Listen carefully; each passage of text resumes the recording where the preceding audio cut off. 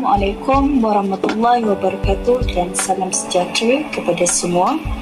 Pada hari ini, kumpulan kami akan membentangkan suatu topik tugasan pentaksiran yang ketiga di bawah Sukatan Pendidikan Islam dengan kodnya TPIM 1022 yang bertajuk Penghayatan Akhlak dan Sunnah Rasulullah SAW dalam kehidupan seorang Muslim.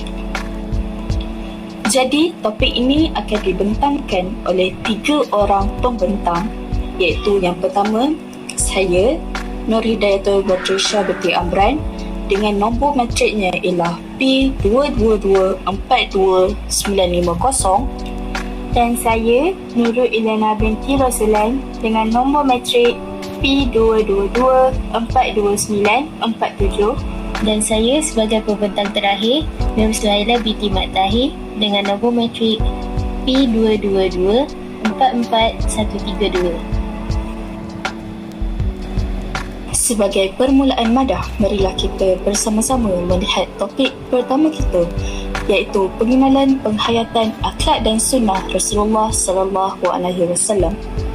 Dalam sebuah hadis disebutkan daripada riwayat hadis Muslim yang bermaksud, barang siapa melakukan sunnah yang baik dalam Islam, maka selain memperoleh pahala bagi dirinya, juga mendapat tambahan pahala dari orang yang mengamalkan sesudahnya, dengan tanpa mengurangi sedikit pun pahala mereka. Dan barang siapa melakukan sunnah yang jelek dalam Islam, maka selain memperoleh dosa bagi dirinya, juga mendapat tambahan dosa dari orang yang melakukan sesudahnya dengan tanpa mengurangi sedikit pun dosa mereka. Hadis riwayat Sahih Muslim. Seterusnya pula, kita beralih kepada konsep akhlak menurut Islam pada menurut bahasa dan istilah. Menurut bahasa, perkataan akhlak berasal daripada perkataan al-khulq, bererti tabiat, kelakuan, perangai atau tingkah laku. Maksud ini terkandung dalam kata-kata Aisyah berkaitan akhlak Rasulullah SAW yang bermaksud akhlaknya, yakni Rasulullah, adalah Al-Quran. Akhlak Rasulullah SAW yang dimaksudkan dalam kata-kata di atas ialah kepercayaan, keyakinan, pegangan, sikap dan tingkah laku Rasulullah SAW yang semuanya merupakan pelaksanaan ajaran Al-Quran. Perkataan Al-Khulq ini di dalam Al-Quran hanya terdapat pada 2 tempat sahaja. Antaranya ialah, dan bahawa sesungguhnya engkau, yakni Muhammad, mempunyai akhlak yang amat mulia, iaitu dalam surah Al-Qalam ayat 4. Seterusnya pula, konsep akhlak menurut Islam dari segi istilah ialah, menurut Profesor Dr. Ahmad Amin, akhlak ialah kehendak yang dibiasakan dan ia akan menjadi kebiasaan yang mudah dilakukan. Imam Ghazali pula mengatakan, akhlak ialah suatu keadaan yang tertanam di dalam jiwa yang menampilkan perbuatan-perbuatan dengan senang tanpa memerlukan pemikiran dan penelitian. Apabila perbuatan yang terkeluar itu baik dan terpuji menurut syarak dan akal, perbuatan itu dinamakan akhlak yang mulia. Sebaliknya, apabila terkeluar perbuatan yang buruk, maka ia dinamakan akhlak yang buruk.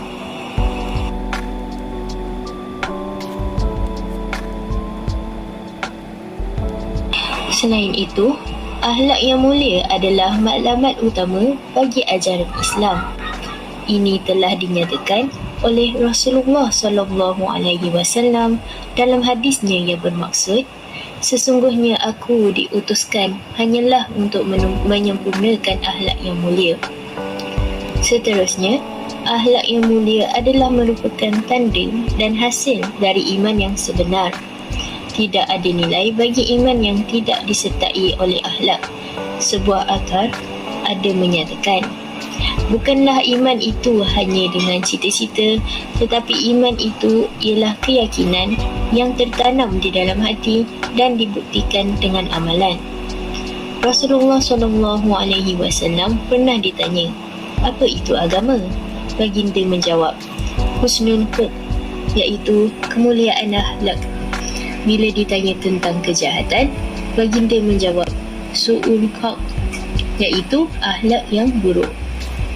Jabir radhiyallahu anhu berkata, Rasulullah sallallahu alaihi wasallam bersabda, sesungguhnya orang yang sangat saya kasih dan terdekat denganku pada hari kiamat nanti adalah orang yang terbaik akhlaknya, dan orang yang sangat aku benci dan terjauh dariku pada hari kiamat nanti adalah orang yang banyak bicara, sombong dalam perbicaraannya dan berlagak menunjukkan kepandaiannya. Hadis riwayat At-Tirmizi. Selanjutnya, hal ini jelas terbukti bahawa Al-Quran mengakui secara tegas bahawa Nabi Muhammad SAW memiliki akhlak yang sangat agung. Dibuktikan dengan surah Al-Qalam ayat keempat yang mafhumnya, sesungguhnya engkau Muhammad berada di atas akhlak yang agung.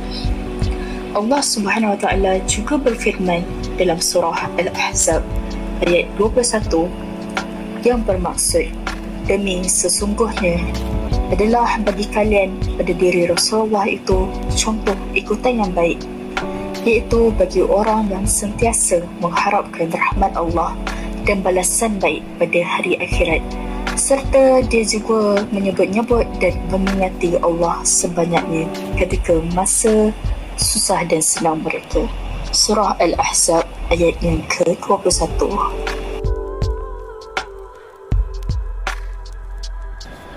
Seterusnya, kita beralih kepada akhlak Rasulullah SAW. Terdapat 3 jenis akhlak Rasulullah SAW yang saya akan bentangkan. Yang pertama, ikhlas. Rasulullah SAW terkenal dengan keikhlasannya, terutama dalam beribadah. Sebagai umat Islam, sudah sepatutnya kita mencontohi keikhlasan yang dilakukan oleh Rasulullah SAW. Dalam sebuah hadis hasan, Rasulullah SAW pernah bersabda, sesungguhnya Allah tidak akan menerima amal lain apa yang dilakukan secara ikhlas dan mengharap redanya. Hadis riwayat An-Nasa'i. Yang kedua adalah jujur. Nabi Muhammad SAW memiliki sifat as-siddiq yang mana ianya perlu diterapkan dalam diri seorang Muslim.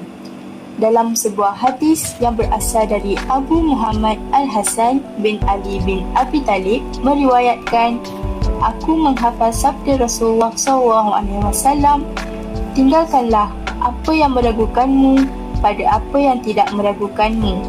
Sesungguhnya, kejujuran lebih menenangkan jiwa, sedangkan dusta menggelisahkannya. Hadis riwayat At-Tirmizi dan Ahmad. Akhlak Rasulullah SAW yang ketiga adalah amanah. Amanah adalah akhlak Rasulullah SAW yang paling menonjol. Beliau telah dikenali sebagai seorang yang dipercayai baik sebelum diutus menjadi Rasul maupun setelahnya. Sesungguhnya, Allah Subhanahu Wa Taala telah menjadikan amanah sebagai sifat yang harus pada setiap Nabi. Dalam surah Al-An'am ayat 90, Allah berfirman, yang membawa maksud mereka itulah para Nabi yang telah diberi petunjuk oleh Allah, maka ikutilah petunjuk mereka. Surah Al-An'am ayat 90. Merujuk pada ayat di atas, Allah Subhanahu Wa Taala telah memerintahkan kepada seluruh manusia untuk mengikuti jejak para Nabi. Untuk itu, sebagai umat Islam, kita haruslah sentiasa mengamalkan akhlak-akhlak Rasulullah yang terpuji ini demi mencapai keredaan Allah yang hakiki.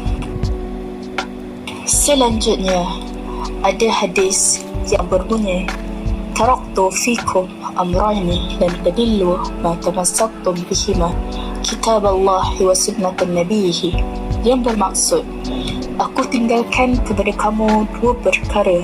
Kamu tidak akan sesat selagi mana kamu berpegang dengannya, iaitu kitab Allah, yakni Al-Quran, dan sunnah Nabi-Nya, iaitu sunnah Nabi SAW. Riwayat Malik 1594.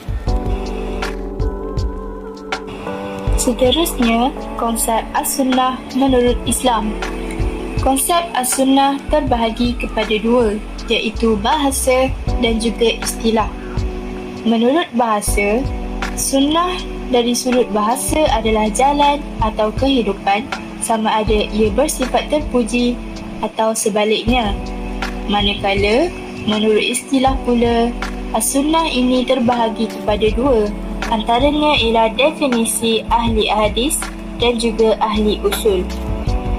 Di sisi ahli hadis, sunnah adalah setiap yang disandarkan kepada Nabi SAW daripada perkataan, perbuatan, takrir iaitu persetujuan, sifat khuluqiyah, sifat khalqiyah dan kehidupan baginda SAW sama ada sebelum perutusan baginda SAW menjadi Rasul. Bagi sisi ahli usul, sunnah adalah setiap yang diambil daripada Nabi SAW selain daripada Al-Quran melalui perkataan, perbuatan dan takrir iaitu persetujuan baginda SAW. Kesimpulannya, ahli hadis dan ahli usul bersepakat mengatakan bahawa sunnah adalah setiap perkara yang disandarkan kepada Rasulullah SAW sama ada berbentuk percakapan, perbuatan ataupun persetujuan daripada Nabi SAW. Seterusnya pula, kita beralih kepada ciri-ciri atau sifat As-Sunnah. Yang pertama, iaitu kesederhanaan atau memudahkan, yang juga dikenali sebagai muyassar. Di antara keistimewaan metod ini adalah ingin memudahkan kepada setiap pengikutnya. Tambahan pula, tidak terdapat di dalam sunnah perkara-perkara yang dilihat membebankan kepada pengikutnya jika ia difahami dengan pemahaman yang sebenar.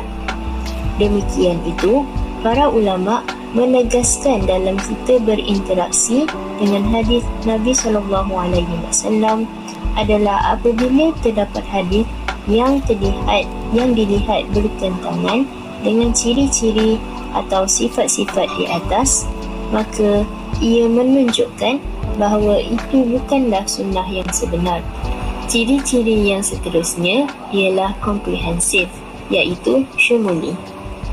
Ini bermaksud bahawa hadis atau sunnah itu meliputi semua aspek kehidupan manusia, bermula dari kelahiran sehingga kematian, bahkan sejak proses janin sehinggalah selepas daripada kematian.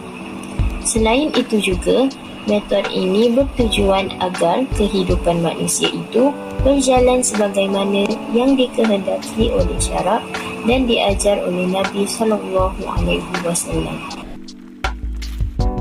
Yang seterusnya ialah keseimbangan, iaitu mutawazin. Sunnah ini menumpukan atau menitik beratkan terhadap keseimbangan diri manusia, iaitu menyeimbangkan antara roh dan jasmani, akal dan hati, dunia dan akhirat, contoh dan realiti, teori dan praktikal, gaib dan nyata, kebebasan dan tanggungjawab, individu dan berkumpulan serta ikutan, ittiba' dan juga rekaan, iqtidah. Yang terakhir sekali ialah realiti, waqi'i. Sunnah Nabi SAW tidak berinteraksi dengan manusia sebagaimana manusia itu adalah seperti malaikat. Bahkan, sunnah Nabi SAW bersifat meraihkan segala yang berkaitan dengan manusia seperti keperluan dan keinginan mereka. Di samping itu juga, sunnah Nabi sallallahu alaihi wasallam juga meraihkan sifat manusia yang lemah dan kekurangan-kekurangan yang terdapat pada diri manusia itu.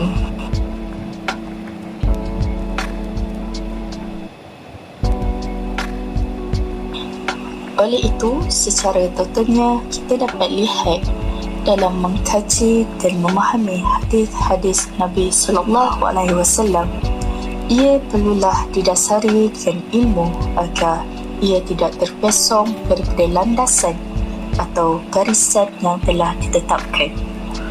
Selain daripada itu juga, kita perlulah menguasai perkara-perkara yang asas dalam berinteraksi dengan hadis Nabi sallallahu alaihi wasallam sebagaimana yang telah dinyatakan di atas. Sebagai akhir madah, semoga Allah Subhanahu wa taala memberi kita semua kefahaman di dalam agama agar sunnah dan akhlak Nabi sallallahu alaihi wasallam akan dapat terus dimartabatkan dalam kehidupan seseorang muslim.